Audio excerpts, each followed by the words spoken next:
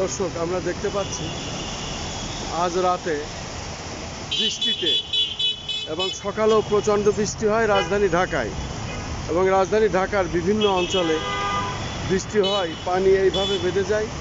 আমি রাজারবাগ এলাকায় আছি রাজধানী ঢাকার, এবং এই এলাকাটা আমি দেখতে পাচ্ছি পানিতে একেবারে রাস্তা ভরপুর, এবং এখানে রিক্সা, প্রাইভেট এবং বিভিন্ন মাইক্রো গাড়ি বেশ পানির ভিতর দিয়ে এইভাবেই যেতে দেখা যাচ্ছে। আসলে এই রাস্তাটি এখানে পানি নিষ্কাশনের ব্যবস্থা হওয়ার দরকার, বিশেষ করে যথাযথ কর্তৃপক্ষ দৃষ্টি রাখা দরকার।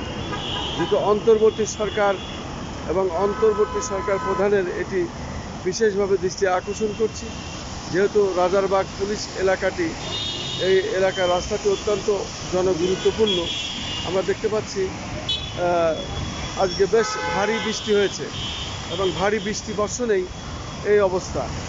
এটা থেকে আসলে এখানে সংস্কার কাজ হওয়া দরকার এবং পানি নিষ্কাশনের দ্রুত ব্যবস্থা হওয়া দরকার। আমি সেটাই দেখে যাচ্ছি আমার ইউটিউব চ্যানেলের পক্ষ থেকে, আমার অনলাইন পোর্টালের পক্ষ থেকে।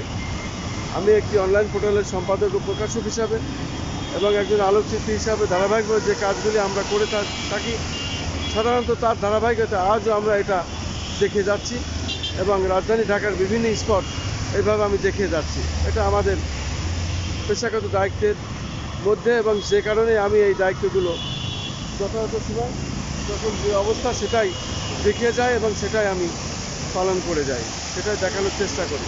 মূলত এটা যথাযথ কর্তৃপক্ষের দৃষ্টি আকর্ষণের জন্য আমি এটা দেখে যাচ্ছি।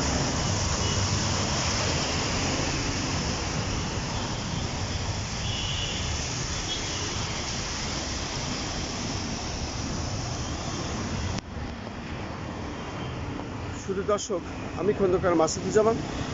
আমি ধারাবাহিকভাবে যে কাজগুলি সাধারণত করে থাকি, ঠিক তার ধারাবাহিকতায় আজও আমি এটা দেখে যাচ্ছি।